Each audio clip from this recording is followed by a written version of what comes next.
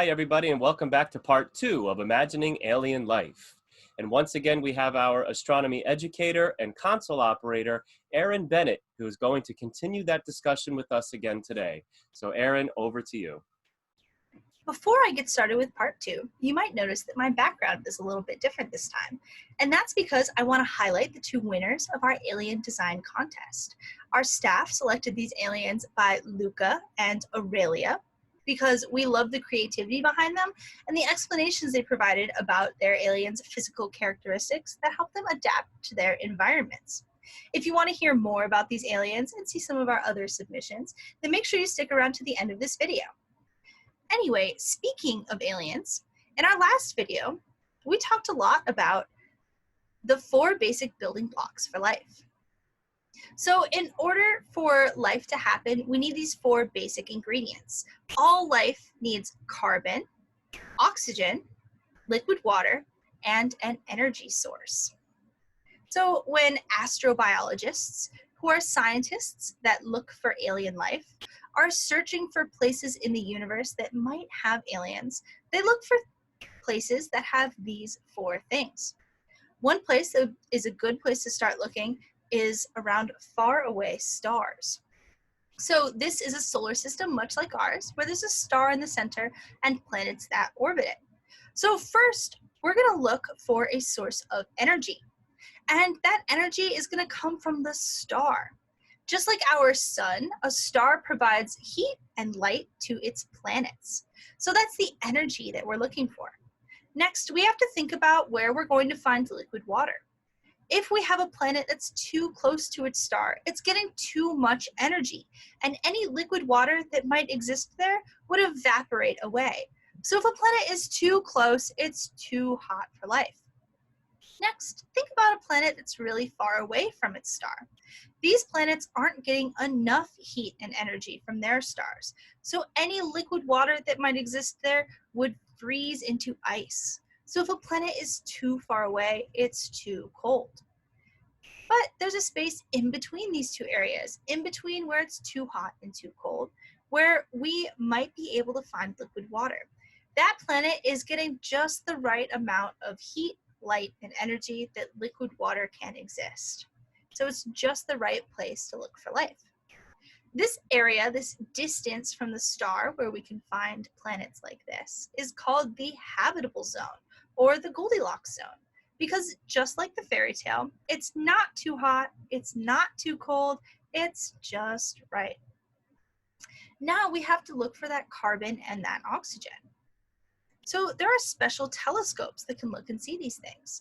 For example, the James Webb Space Telescope, which should be launching in the near future, will have equipment that will allow it to look at faraway planets and see if there is carbon and oxygen in their atmospheres. So using technology like this, we can confirm that there is a source of energy, liquid water, and carbon and oxygen. So together, these 4 things mean that there could be alien life on these far away planets. But we might not have to look so far. There might be somewhere even closer to home that we could find alien life. These are the 2 largest planets in our solar system, Jupiter and Saturn. And although we don't expect to find any life on these planets, their moons are very promising. For example, the moon Europa that orbits Jupiter, and Enceladus that orbits Saturn. Now, as these moons orbit their planets, the huge gravitational pull that these gigantic planets have on them actually stretches and squeezes the moons a little bit. This stretching and squeezing causes friction deep within these planets, and that friction creates heat.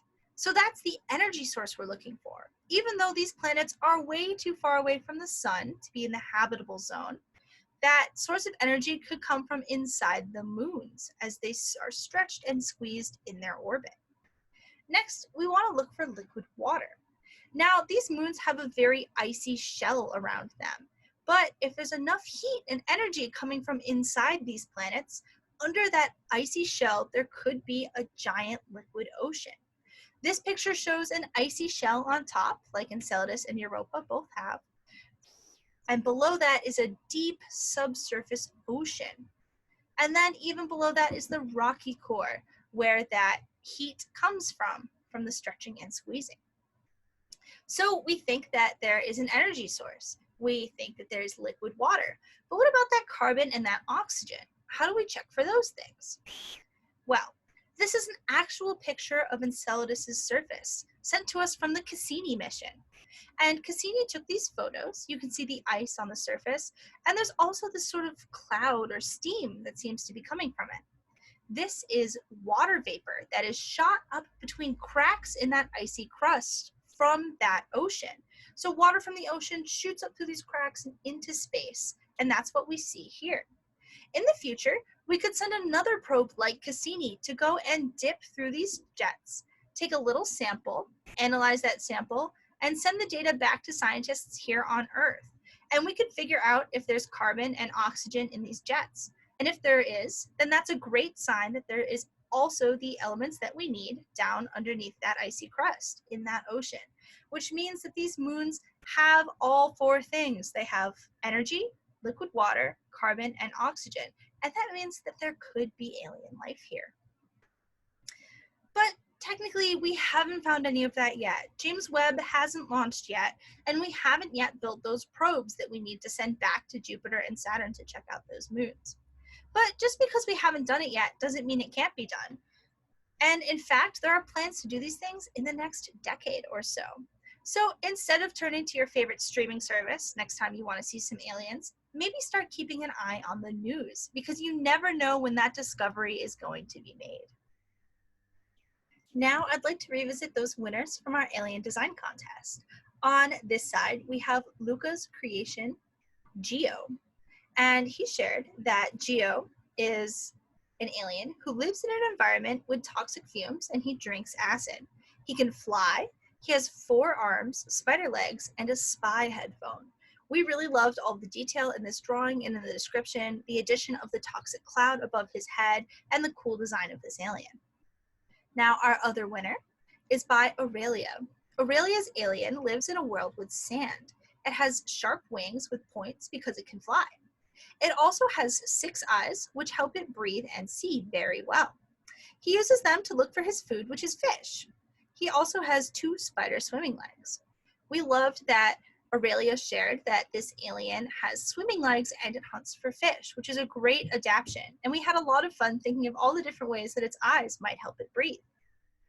Now we have some other submissions that I also wanted to share. Here we have Emily and Eric's alien, Bill deGrasse Nyson, Rob's alien, Jeff, Skylar's alien, Henry, and Charlie's alien. And we love these designs as well, so I couldn't resist sharing them with you all. Thank you so much, and keep an eye out for other interactive things on our website and our YouTube channel. Thanks again for watching. Thank you, Erin. That was very informative and so much fun, so much creative artwork. Good job, everyone. Folks, if you like these videos, please subscribe to our channel, give it a like, share it with your friends, and we'll see you again next time on our Reichert Planetarium virtual outreach.